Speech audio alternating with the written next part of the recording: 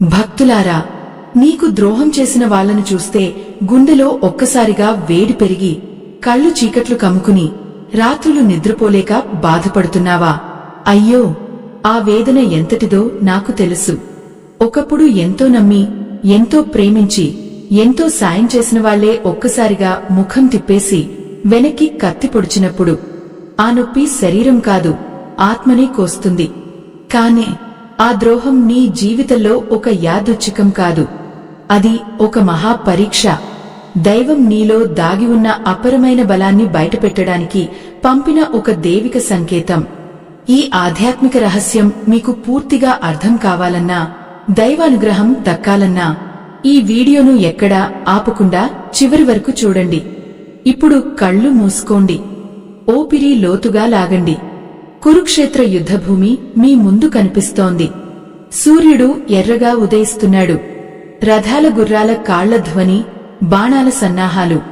ఆ వాతావరణంలో అర్జునుడు తన రథం మీద కూర్చుని ఉన్నాడు. అతని చేతులు వణుకుతున్నాయి, కళ్లలో కన్నీళ్లు. ఎదురుగా తన గురువులు, తన సోదరులు, తన బంధువులు, వాళ్లందరూ శత్రువులుగా నిలబడి ఉన్నారు. అర్జునుడి గుండెలో ఒక్కసారిగా తుఫాను. కృష్ణ, ఇవి నా సొంతవాళ్లు, వీళ్లను ఎలా చంపగలను? నా చేతులు ఎలా ఎత్తగలను? అని విలవలలాడుతున్నాడు. అతని బాణాలు క్రింద పడిపోయాయి. శరీరం బలహీనంగా మారిపోయింది. ఆ సమయంలో శ్రీకృష్ణుడు తన దివ్య రూపంతో, గంభీర స్వరంతో అర్జునుని వైపు చూశాడు. అర్జునా అని పిలిచాడు. ఆ పిలుపులో ఒక అపారమైన ప్రేమ ఉంది. ఒక తండ్రి తన కుమారుని బలహీనతను చూసి ఓదార్చేటట్టు. కృష్ణుడు చెప్పాడు, ఈ దేహం క్షణభంగురం, ఆత్మ మాత్రం అమరం. నువ్వు దేహాన్ని చూసి బాధపడుతున్నావు, కానీ నిజమైన దృష్టి ఆత్మ మీద ఉండాలి. ఈ యుద్ధం నీ బంధువులతో కాదు, అధర్మంతో. వాళ్లు నిన్ను ద్రోహం చేశారు కాబట్టి కాదు, వాళ్లు ధర్మాన్ని ద్రోహం చేశారు కాబట్టి నువ్వు కర్మ చేయాలి. అర్జునుడి కళ్లలో ఆశ్చర్యం. అతను నమ్మిన వాళ్లే అతన్ని వదిలేశారు. ఒకప్పుడు కలిసి ఆడుకున్న సోదరులు ఇప్పుడు శత్రువులైపోయారు. ఆ వేదన అతని గుండెను తొలుస్తోంది. ఎంతటి వేదన! ఈ ద్రోహం నన్ను ఎందుకు వేధిస్తోంది అని అర్జునుడు అడిగాడు. కృష్ణుడు మెల్లగా నవ్వాడు. అర్జునా, ద్రోహం జరుగుతుంది ఎందుకంటే అది నీ కర్మఫలం. నీ గత జన్మల్లో చేసిన కర్మలు ఇప్పుడు ఫలితం ఇస్తున్నాయి. కాని ఆ ఫలితం మీద నీకు ఆధిపత్యం లేదు. నీకు ఉన్నది కేవలం కర్మ చేసే అధికారం మాత్రమే. అంటే నువ్వు ఎవరినైనా నమ్మినా, ప్రేమించినా, సాయం చేసినా వాళ్లు ద్రోహం చేస్తే అది వాళ్ల కర్మ, నీది కాదు. నువ్వు ఆ ద్రోహాన్ని చూసి కోపంతో, పగతో కాలిపోకూడదు. ఎందుకంటే ఆ కోపం నిన్నే కాల్చేస్తుంది. దాని ఫలితం నీ మీదే పడుతుంది. కృష్ణుడు చెప్పినట్టు, కర్మనియవాధికారస్తే మా కలేషు కదాచన. నీ కర్మలో మాత్రమే నీకు హక్కు ఉంది. ఫలితంపై ఆశ పెట్టుకు. ద్రోహం చేసిన వాళ్లు తమ కర్మ ఫలాన్ని తామే అనుభవిస్తారు. నువ్వు నీ ధర్మం మీద దృష్టి పెట్టు. ఇప్పుడు ఆలోచించండి, మీ జీవితంలో కూడా అలాంటి ద్రోహాలు ఎన్నో వచ్చాయి కదా. ఒక స్నేహితుడు వెనక్కి కత్తి పొడిచాడు, ఒక బంధువు మోసం చేశాడు, ఒక ప్రియమైన వ్యక్తి దూరమైపోయాడు. ఆ సమయంలో మీరు ఏడ్చారు, గుండెలు విరిగిపోయాయి, రాత్రులు నిద్ర రాలేదు. నేను ఎంతో చేశాను, ఎందుకు ఇలా చేశారు అని ప్రశ్నించుకున్నారు. కాని ఆ ప్రశ్నలు మీ బాధను మాత్రమే పెంచాయి. కృష్ణుడు అర్జునునికి చెప్పినట్టు, ఆ ద్రోహం నీ బలహీనతను చూపించడానికి వచ్చింది. నీలో దాగి ఉన్న వైరాగ్యాన్ని, ధైర్యాన్ని బయటపెట్టడానికి వచ్చింది. ద్రోహం ఒక పరీక్ష. అది నిన్ను విచలితం చేయకుండా నీ కర్తవ్యం మీద దృష్టి పెట్టమని చెబుతుంది. వైరాగ్యం అంటే ఫలితంపై ఆసక్తి వదలడం. ద్రోహం చేసిన వాళ్ల మీద కోపం పెట్టుకోకుండా వాళ్లను క్షమించడం కాదు, వాళ్లను వదిలేసి నీ మార్గం మీద నడవడం. ఆత్మ స్థితప్రజ్ఞుడు అవ్వడం. ఎవరి చర్యలు ఎలా ఉన్నా నీ మనసు అల్లకల్లోలం కాకుండా ఉండడం. ఇలా కృష్ణుడు అర్జునుని హృదయాన్ని తాకుతూ మాట్లాడుతున్నాడు. యుద్ధభూమి మీద గాలి మెల్లగా వీస్తోంది. అర్జునుడి కళ్లలో నెమ్మదిగా ఒక కాంతి వెలుగుతోంది. ఆ ద్రోహం ఇక అతన్ని బాధపెట్టడం లేదు. అది ఒక అవకాశంగా మారుతోంది. తన ధర్మాన్ని నిలబెట్టడానికి ఒక మార్గంగా కనిపిస్తోంది. అర్జునుడి కళ్లలో ఆ కాంతి నెమ్మదిగా వ్యాపించసాగింది. కాని ఆ గుండెలో ఇంకా ఒక చిన్న మంట మిగిలి ఉంది. ఒకప్పుడు తనతో కలిసి యుద్ధాలు చేసిన, తన ప్రాణాలు ఇచ్చి కాపాడిన బంధువులే ఇప్పుడు ఎదురుగా ఖడ్గాలు ఎత్తి నిలబడటం చూసి అతని ఊపిరి ఆగిపోతోంది. అయ్యో, ఆ వేదన ఎంతటిదో! ఒక్క క్షణం అతను తల వంచుకున్నాడు. చేతులు రథం అంచుని గట్టిగా పట్టుకున్నాయి. శ్రీకృష్ణుడు అతని భుజం మీద చేయి వేశాడు. ఆ స్పర్శలో ఒక అపారమైన శాంతి ప్రవహించింది. అర్జునా అని మళ్లీ పిలిచాడు కృష్ణుడు. ఆ స్వరంలో గంభీరత ఉంది. ఒకేసారి తల్లి ప్రేమ, తండ్రి ధైర్యం కలిసినట్టు. నువ్వు ఈ ద్రోహాన్ని చూసి ఎందుకు బాధపడుతున్నావు? ఈ లోకంలో ఏదీ శాశ్వతం కాదు. స్నేహం కాదు, బంధం కాదు, ప్రేమ కాదు. అన్నీ కాలప్రవాహంలో మారిపోతాయి. ఒకరోజు నిన్ను నమ్మిన వాళ్లు మరో రోజు నిన్ను వదిలేస్తారు. ఇది కేవలం దేహాల మధ్య జరిగే ఒక ఆట, ఆత్మల మధ్య కాదు. అర్జునుడు తల ఎత్తి చూశాడు. అతని కళ్ళు ఎర్రబడ్డాయి. కృష్ణ, నేను వాళ్లను ఎంతగా నమ్మాను. వాళ్లకోసం ఎన్నో త్యాగాలు చేశాను. ఒక్కసారి కూడా వాళ్లకు హాని చేయలేదు. అయినా వాళ్లు నా వెనుకగా కుట్రలు పన్నారు. నన్ను ఒంటరిగా వదిలేశారు. ఈ ద్రోహం నా గుండెను ఎందుకు ఇంతగా కోస్తోంది అని అడిగాడు. ఆ ప్రశ్నలో ఒక అమాయకుడి వేదన ఉంది. ఒక చిన్న పిల్లవాడు తనకు అన్యాయం జరిగినప్పుడు తల్లిని అడిగినట్టు. కృష్ణుడు దూరంగా ఉన్న యుద్ధభూమి వైపు చూశాడు. సూర్యకిరణాలు ఖడ్గాల మీద ప్రతిబింబిస్తున్నాయి. గాలిలో రక్తం వాసన తేలిపోతోంది. అర్జునా, ఈ ద్రోహం నీకు ఒక బహుమతి. అవును, నీవు విన్నట్టే. ద్రోహం చేసిన వాళ్లు నీలో ఉన్న అసలైన శక్తిని బయటపెట్టడానికి వచ్చిన దూతలు. నువ్వు వాళ్లని నమ్మి బలహీనుడవు కావడం లేదు. వాళ్లు నిన్ను వదిలేసి నీ స్వంత బలం మీద నడవడానికి బలవంతం చేస్తున్నారు. ఇది నీ కర్మ, నీ గత జన్మల్లో నువ్వు ఇతరులకు చేసిన ద్రోహాల ఫలితం.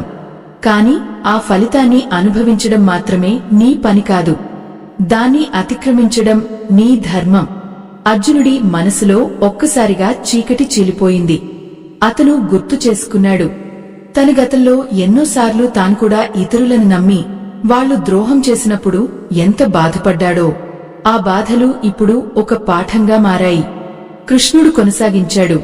కర్మ అంటే కేవలం చేతులు కదపడం కాదు, మనసును కూడా కదపకుండా ఉండడం.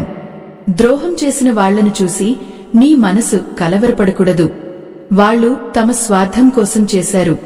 నీ స్వార్థం ధర్మం. ఆ రెండూ వేర్వేరు మార్గాలు. నువ్వు నీ మార్గంలో నడవాలి. వాళ్లను చూసి కోపం రావడం, పగ పెంచుకోవడం, అది నీనే బలహీనుడిని చేస్తుంది. ఆ కోపం నీ ఆత్మను కాల్చేస్తుంది. అది మరొక ద్రోహం, నీ మీద నువ్వే చేసుకునే ద్రోహం.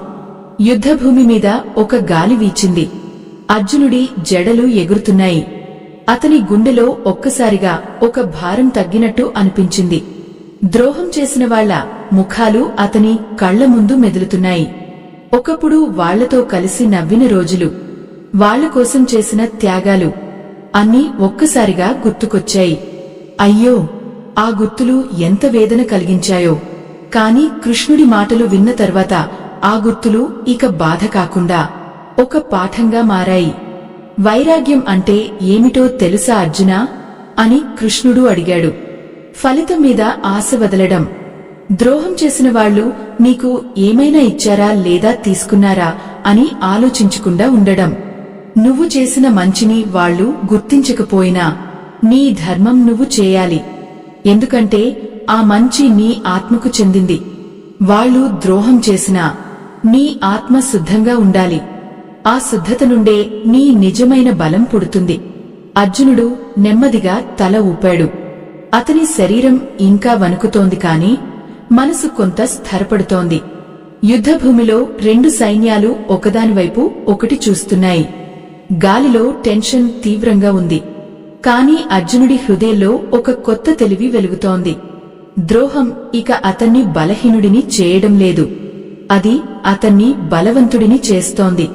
వాళ్లు చేసిన ద్రోహం అతని కళ్ళు తెరిపించింది. నిజమైన బంధాలు దేహాల మధ్య కాదు, ధర్మం మధ్య ఉంటాయని అర్థమైంది. కృష్ణుడు మరింత లోతుగా చెప్పసాగాడు. నువ్వు ద్రోహం చేసిన వాళ్లను శత్రువులుగా చూడకు. వాళ్లు నీకు ఒక అవకాశం ఇచ్చారు, నీ స్వంత ఆత్మను గుర్తించడానికి. వాళ్లు లేకపోతే నువ్వు ఎప్పటికీ బలహీనతలోనే మునిగిపోయేవాడివి. ఇప్పుడు వాళ్లు వెనక్కి తిరిగినందుకు ధన్యవాదాలు చెప్పు. ఎందుకంటే వాళ్లు నిన్ను స్వేచ్ఛగా చేశారు, నీ ధర్మాన్ని నిర్వర్తించడానికి మార్గం చూపించారు. అర్జునుడి గుండెలో ఆ మాటలు ఒక్కొక్కటి గుచ్చుకుంటున్నాయి.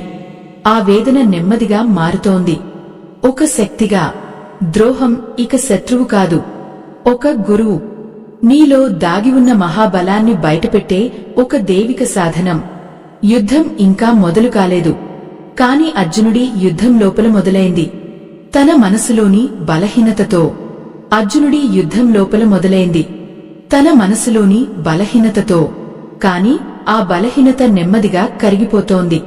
శ్రీకృష్ణుడు అతని కళ్లలోకి నేరుగా చూస్తూ ఆ గంభీర స్వరంతో కొనసాగించాడు. అర్జునా, ద్రోహం చేసిన వాళ్లను శత్రువులుగా చూడకు.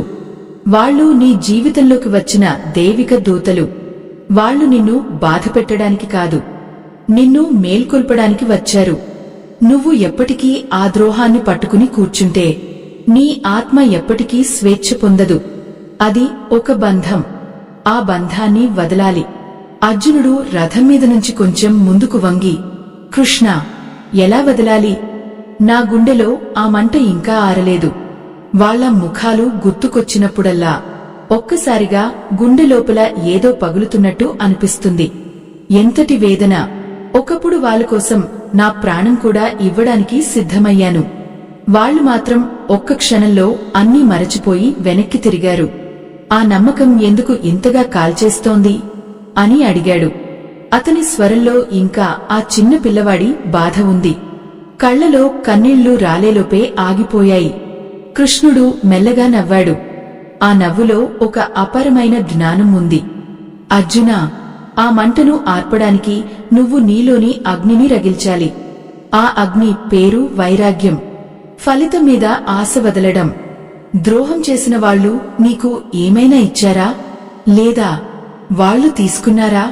అవును, కాని నువ్వు ఇచ్చినది నీ ధర్మం, వాళ్లు తీసుకున్నది వాళ్ల స్వార్థం. రెండు వేరు. నువ్వు నీ ధర్మాన్ని చేయడం కొనసాగించు. వాళ్లు చేసిన ద్రోహాన్ని ఒక పాఠంగా చూడు. ఆ పాఠం నిన్ను బలవంతుడిని చేస్తుంది. యుద్ధభూమి మీద సూర్యుడు ఇంకా ఎక్కువగా ఎగసివచ్చాడు. వేడి పెరిగింది. సైనికుల మధ్య గుసగుసలు. కాని అర్జునుడి మనసులో ఒక కొత్త చల్లదనం వ్యాపించసాగింది. కృష్ణుడు కొనసాగించాడు. చూడు అర్జునా, ఈ లోకంలో ప్రతి జీవి తన కర్మఫలాన్ని అనుభవిస్తాడు. ద్రోహం చేసిన వాళ్లు ఇప్పుడు తమ కర్మను సృష్టిస్తున్నారు. ఒకరోజు వాళ్లు కూడా ఇలాంటి వేదనను అనుభవిస్తారు. నువ్వు ఆ వేదనను వాళ్ల మీద కోరుకోవద్దు. ఎందుకంటే ఆ కోరిక కూడా నీ కర్మను మరింత బలపరుస్తుంది. నువ్వు కేవలం సాక్షిగా ఉండు. ఆ సాక్షిత్వం నుండే నీ నిజమైన బలం పుట్టుకొస్తుంది. అర్జునుడు లోతుగా ఊపిరి పీల్చాడు. అతని గుండెలో ఆ ద్రోహం ఇంకా కొంచెం మంటగా ఉంది. ఒక్కసారి గతం గుర్తుకొచ్చింది. తన స్నేహితులు, బంధువులు, వాళ్లతో కలిసి గడిపిన రోజులు, వాళ్లు చేసిన చిన్న చిన్న మంచులు అన్నీ ఒక్కసారిగా కళ్ల ముందు తిరిగాయి. అయ్యో, ఆ గుర్తులు ఎంతటి వేదన కలిగించాయో! కళ్లలో నీళ్లు తిరిగాయి. కృష్ణ, ఆ గుర్తులు నన్ను ఎందుకు ఇంకా వదలడం లేదు అని అడిగాడు. కృష్ణుడు అతని భుజం గట్టిగా పట్టుకుని, ఎందుకంటే నువ్వు ఆ గుర్తులను పట్టుకుని ఉన్నావు. వాటిని వదలు. ఆ గుర్తులు నీ దేహానికి చెందినవి, నీ ఆత్మకు కాదు. ఆత్మ ఎప్పుడూ శుద్ధంగా, స్వేచ్ఛగా ఉంటుంది. ద్రోహం చేసిన వాళ్లను క్షమించు అని నేను చెప్పడం లేదు. క్షమాపణ అంటే మరొక బంధం. నువ్వు వాళ్లను పూర్తిగా వదిలేయాలి. వాళ్లు లేనట్టుగా, వాళ్ల చర్యలు లేనట్టుగా ముందుకు సాగాలి. అదే నిజమైన వైరాగ్యం. అదే నీ బలం. సనాతన ధర్మాన్ని కాపాడే ఈ మహాయజ్ఞంలో మీ వంతు సాయాన్ని వీడియో చివర్లో ఉన్న స్కానర్ ద్వారా అందించి భగవంతుని ఆశీస్సులు పొందండి. కృష్ణుడి మాటలు అర్జునుడి హృదయంలోకి లోతుగా దిగాయి. అతను నెమ్మదిగా తల ఎత్తి ఎదురుగా ఉన్న సైన్యం వైపు చూశాడు. ఆ సైన్యంలో ద్రోహం చేసిన వాళ్ల ముఖాలు కనిపించాయి. కాని ఈసారి ఆ ముఖాలు అతన్ని బాధపెట్టలేదు.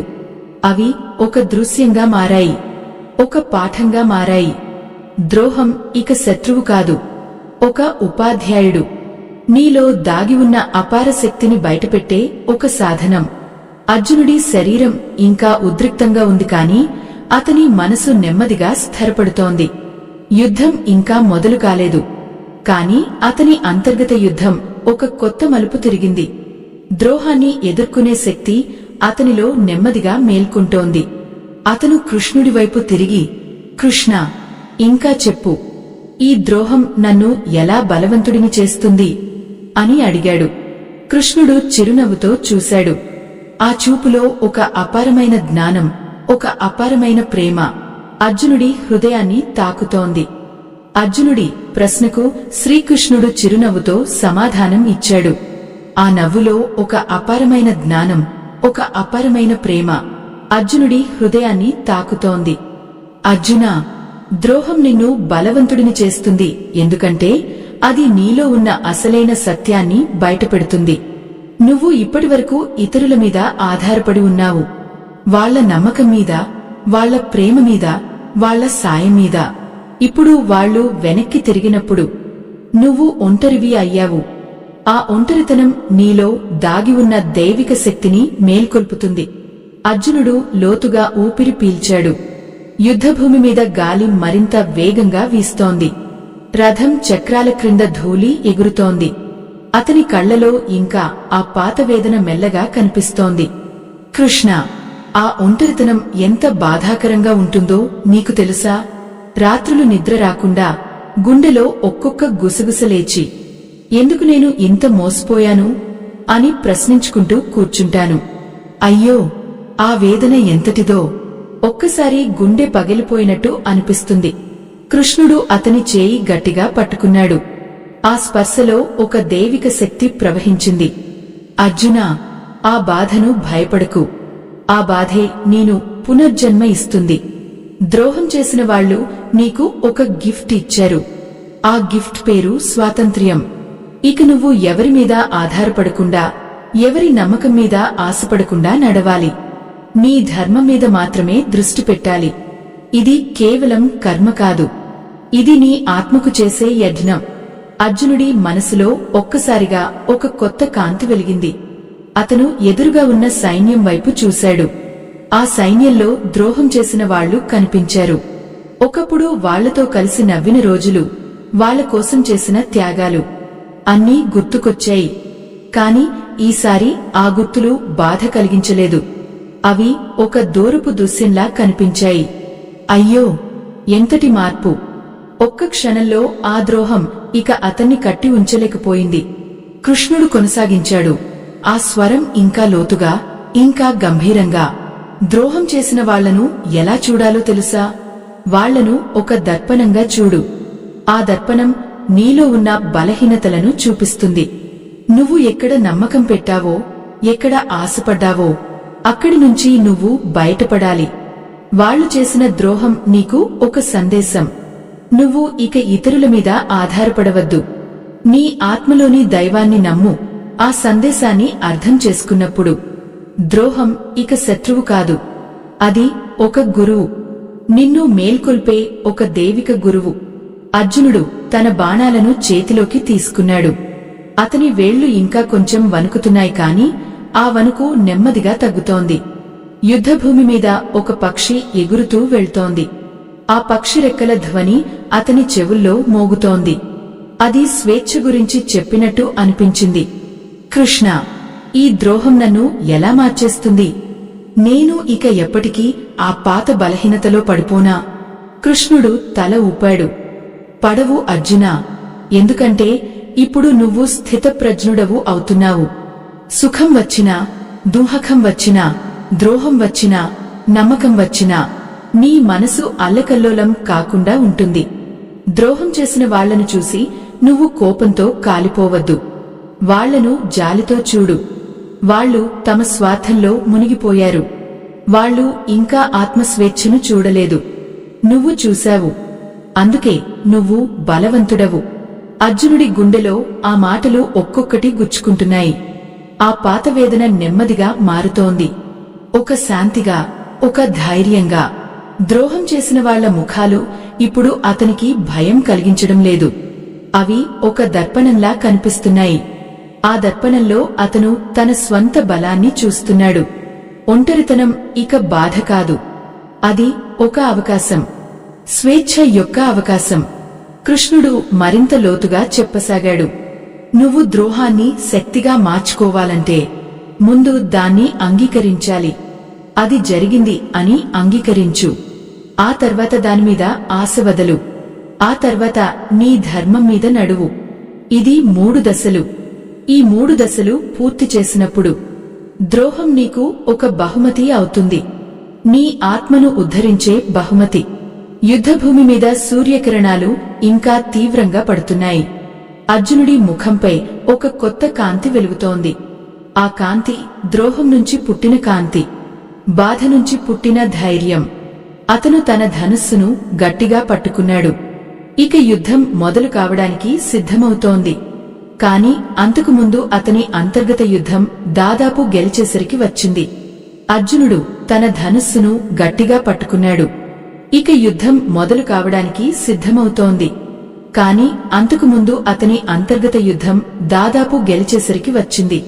శ్రీకృష్ణుడు అతని ముఖంలోని ఆ కొత్త కాంతిని చూసి మెల్లగా తల ఊపాడు. ఆ సమయంలో యుద్ధభూమి మీద ఒక భారీ నిశ్శబ్దం వ్యాపించింది. 2 సైన్యాల మధ్య గాలి కూడా ఆగినట్టు అనిపించింది. కృష్ణుడు గంభీరంగా మాట్లాడసాగాడు. అర్జునా, ద్రోహం చేసిన వాళ్లను ఇప్పుడు ఎలా చూడాలో నీకు అర్థమవుతోందా? వాళ్లను ద్వేషంతో చూడకు. వాళ్లను జాలితో చూడు. వాళ్ళు ఇంకా తమ స్వార్థంలో, తమ అహంకారంలో మునిగిపోయి ఉన్నారు. వాళ్ళు ఆత్మస్వేచ్ఛను ఇంకా రుచి చూడలేదు. నువ్వు చూశావు. అందుకే నువ్వు బాధపడ్డావు. కాని ఆ బాధ నిన్ను ఉద్ధరించింది. ద్రోహం నీకు ఒక ద్వారం తెరిచింది. ఆ ద్వారం ద్వారా నువ్వు నీ స్వంత ఆత్మలోకి ప్రవేశించావు. అర్జునుడి కళ్లలో ఇంకా ఆ చిన్న వేదన మెల్లగా కనిపిస్తోంది. అతను గుర్తు చేసుకున్నాడు. ఒకప్పుడు ద్రోహం చేసిన వాళ్లతో కలిసి గడిపిన రోజులు. వాళ్లు చేసిన చిన్న చిన్న మోసాలు, వెనక్కి మాట్లాడిన మాటలు అన్నీ ఒక్కసారిగా కళ్ల ముందు తిరిగాయి. అయ్యో, ఆ గుర్తులు ఎంతటి వేదన కలిగించాయో! గుండెలో ఒక్కసారిగా ఒక మంట లేచింది. కాని ఆ మంట ఇప్పుడు పాతంతో సమానం కాదు. అది ఒక కొత్త అగ్ని, జ్ఞానం యొక్క అగ్ని. కృష్ణుడు అతని భావోద్వేగాన్ని గమనించి మరింత సానుభూతితో చెప్పాడు. అర్జునా, ఆ మంటను భయపడకు. ఆ మంట నిన్ను కాల్చడానికి కాదు, నిన్ను శుద్ధి చేయడానికి వచ్చింది. ద్రోహం చేసిన వాళ్లను చూసి నువ్వు ఇంకా కోపంతో, పగతో కాలిపోతే అది వాళ్ల ద్రోహం కంటే పెద్ద ద్రోహం. నీ మీద నువ్వే చేసుకునే ద్రోహం. ఆ కోపం నీ ఆత్మను చీకట్లో ముంచేస్తుంది. దాన్ని వదలు. వాళ్లను వదలు. నీ ధర్మాన్ని మాత్రమే పట్టుకో. అర్జునుడు తన ధనుస్సు తీగను గట్టిగా లాగి చూశాడు. అతని వేళ్లు ఇప్పుడు గట్టిగా ఉన్నాయి. కృష్ణా, నేను వాళ్లను ఎలా వదలాలి? వాళ్లు చేసిన ద్రోహం నా గుండెలో ఇంకా ఒక గాయంగా ఉంది. ఆ గాయం నుంచి రక్తం కారుతూనే ఉంది. ఎంతటి వేదన! రాత్రి నిద్రలో కూడా ఆ ముఖాలు కనిపిస్తాయి. నువ్వు ఎందుకు నమ్మావు అని నన్నే నేను తిట్టుకుంటాను. కృష్ణుడు లోతుగా ఊపిరి పీల్చి ఆకాశం వైపు చూశాడు. సూర్యుడు ఇప్పుడు మధ్యాహ్నం ఉన్నతిలో ఉన్నాడు. ఆ కిరణాలు అర్జునుడి ముఖంపై పడి ఒక దివ్య కాంతి ఇస్తున్నాయి. అర్జునా, ఆ గాయం నీకు ఒక గుర్తు. ఆ గుర్తు నిన్ను ఎప్పటికీ బలహీనుడిని చేయకూడదు. దాన్ని ఒక బహుమతిగా మార్చు. ఆ గాయం నుంచి నీకు ఒక పాఠం వచ్చింది. నమ్మకం ఎప్పుడూ ఇతరుల మీద కాదు, నీ ఆత్మ మీద మాత్రమే. ద్రోహం చేసిన వాళ్లు నీకు ఈ పాఠాన్ని ఉచితంగా నేర్పారు. వాళ్లకు ధన్యవాదాలు చెప్పు. వాళ్లు లేకపోతే నువ్వు ఈ సత్యాన్ని ఎప్పటికీ తెలుసుకోలేవు. అర్జునుడి గుండెలో ఆ మాటలు ఒక్కొక్కటి గుచ్చుకుంటున్నాయి. ఆ గాయం నెమ్మదిగా మానుతోంది. రక్తం కారడం ఆగుతోంది. బదులుగా అక్కడ ఒక కొత్త శక్తి పుట్టుకొస్తోంది. ద్రోహం ఇక అతనికి భయం కలిగించడం లేదు. అది ఒక ఉపాధ్యాయుడిలా కనిపిస్తోంది. ఒక దైవిక ఉపాధ్యాయుడు. నీలో దాగి ఉన్న మహాబలాన్ని బయటపెట్టే ఉపాధ్యాయుడు. కృష్ణుడు కొనసాగించాడు, స్వరం ఇంకా ఎక్కువగా గంభీరంగా.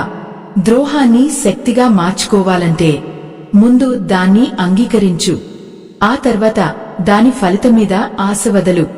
ఆ తర్వాత నీ కర్మను నిర్వర్తించు. ఇది భగవద్గీతలోని మహాసూత్రం. కర్మణ్యేవాధికారస్తే. నీకు కర్మ చేసే హక్కు మాత్రమే ఉంది.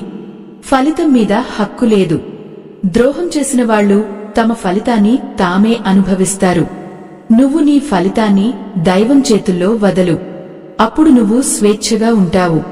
ఆ స్వేచ్ఛలోనే నీ నిజమైన బలం ఉంటుంది. అర్జునుడు నెమ్మదిగా తల ఊపాడు. అతని శరీరం ఇప్పుడు పూర్తిగా స్థిరంగా ఉంది. యుద్ధభూమి మీద రెండు సైన్యాలు ఇంకా ఎదురు చూస్తున్నాయి. కాని అర్జునుడి హృదయంలో యుద్ధం దాదాపు ముగిసిపోయింది. ద్రోహం ఇక అతన్ని బంధించలేదు. అది అతన్ని విడుదల చేసింది. ఆ విడుదలలో ఒక అపారమైన శాంతి, ఒక అపారమైన ధైర్యం అతని లోపల నిండిపోయాయి. కృష్ణుడు అతని వైపు చూసి, ఇప్పుడు నువ్వు సిద్ధమయ్యావా అర్జునా? ద్రోహం చేసిన వాళ్లను ఒక దైవిక సంకేతంగా చూడు. వాళ్లు నిన్ను బలవంతుడిని చేయడానికి వచ్చిన సాధనాలు. వాళ్లకు ధన్యవాదాలు చెప్పు. మరి ఇక యుద్ధానికి సిద్ధం కా. అర్జునుడి కళ్లలో ఒక కొత్త తేజస్సు వెలుగుతోంది. ఆ తేజస్సు ద్రోహం నుంచి పుట్టిన తేజస్సు, బాధ నుంచి పుట్టిన జ్ఞానం. అతను ధనుస్సును ఎత్తి బాణం సిద్ధం చేశాడు. ఇక అతని మనసు స్థిరంగా ఉంది. ద్రోహం ఇక శత్రువు కాదు, అది ఒక మహాశిక్షకుడు. నీలో దాగి ఉన్న దైవిక బలాన్ని బయటపెట్టే మహాశిక్షకుడు. అర్జునుడు ధనుస్సును ఎత్తి బాణం సిద్ధం చేశాడు. ఇక అతని మనసు స్థిరంగా ఉంది. ద్రోహం ఇక శత్రువు కాదు, అది ఒక మహాశిక్షకుడు. నీలో దాగి ఉన్న దైవిక బలాన్ని బయటపెట్టే మహాశిక్షకుడు. శ్రీకృష్ణుడు అతని వైపు చూసి ఆ గంభీర స్వరంతో చివరి సత్యాన్ని వెల్లడించాడు. అర్జునా, ఇప్పుడు నీకు పూర్తి అర్థమైంది కదా. ద్రోహం చేసిన వాళ్లను ఎలా చూడాలో. వాళ్లను ద్వేషంతో చూడకు, వాళ్లను దయతో చూడు. వాళ్లు తమ అహంకారంలో, తమ స్వార్థంలో మునిగిపోయి ఉన్నారు. వాళ్లు ఇంకా ఆత్మ యొక్క స్వేచ్ఛను తెలుసుకోలేదు. కాని నువ్వు తెలుసుకున్నావు. ఆ తెలివి నీకు వచ్చినందుకు వాళ్లకు ధన్యవాదాలు చెప్పు. వాళ్లు నీ జీవితంలోకి వచ్చి నిన్ను బాధపెట్టి, నిన్ను ఒంటరిగా చేసి, నీలో దాగి ఉన్న మహాశక్తిని మేల్కొల్పారు. ఆ శక్తి ఇప్పుడు నీలో జాగృతమైంది. ఇక నువ్వు ఎవరి నమ్మకం మీద ఆశపడవు, ఎవరి ప్రేమ మీద ఆధారపడవు. నీ ఆత్మ మీద, నీ ధర్మం మీద మాత్రమే నడుస్తావు. అర్జునుడి కళ్లలో ఒక అపారమైన శాంతి వ్యాపించింది. యుద్ధభూమి మీద గాలి మెల్లగా వీస్తోంది. సూర్యుడు ఇప్పుడు వాలుతున్నాడు. ఆ కిరణాలు అర్జునుడి ముఖంపై పడి ఒక దివ్య తేజస్సును ఇస్తున్నాయి. అతను గతాన్ని గుర్తు చేసుకున్నాడు. ద్రోహం చేసిన వాళ్ల ముఖాలు. ఒకప్పుడు ఆ ముఖాలు చూస్తే గుండెలో వేదన పుట్టేది.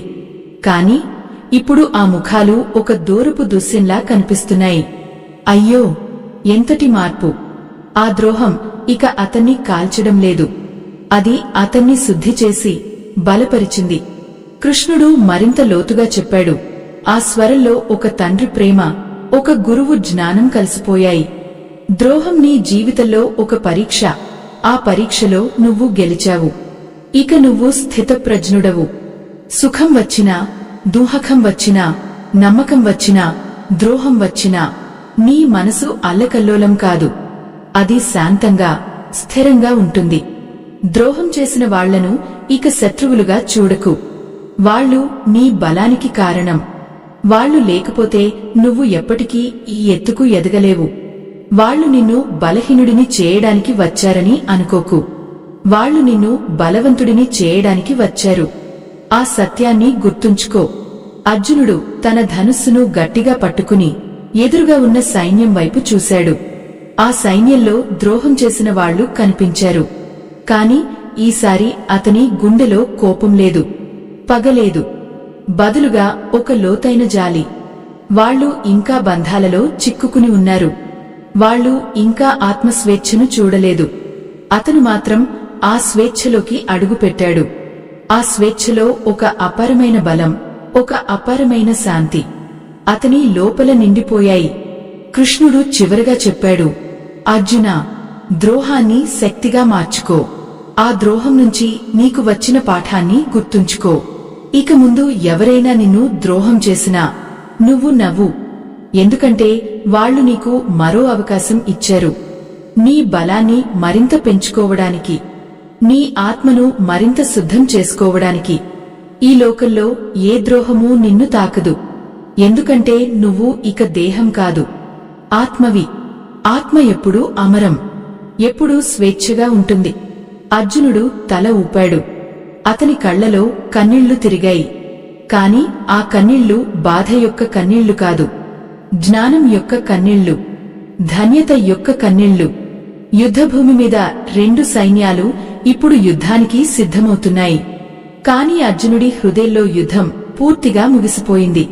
అతను ఇక బలహీనుడు కాదు, అతను ఒక స్థితప్రజ్ఞుడు, ద్రోహాలను శక్తిగా మార్చుకునే మహాయోధుడు. భక్తులారా, మీ జీవితంలో కూడా ద్రోహాలు వచ్చినప్పుడు ఈ సత్యాన్ని గుర్తు చేసుకోండి. ఆ ద్రోహం నిన్ను బలహీనుడిని చేయడానికి కాదు, నిన్ను బలవంతుడిని చేయడానికి వచ్చింది. దాన్ని అంగీకరించు, దానిమీద ఆశ వదలు, నీ ధర్మం మీద నడువు. అప్పుడు ఏ ద్రోహమూ నిన్ను తాకలేదు. నువ్వు ఒక అమర ఆత్మవి, ఒక అపార శక్తివి. సనాతన ధర్మాన్ని కాపాడే ఈ మహాయజ్ఞంలో మీ వంతు సాయాన్ని వీడియో చివర్లో ఉన్న స్కానర్ ద్వారా అందించి భగవంతుని ఆశీస్సులు పొందండి. ఈ ఆధ్యాత్మిక ప్రయాణం ఇక్కడితో ముగిసిపోయింది. స్వస్తి.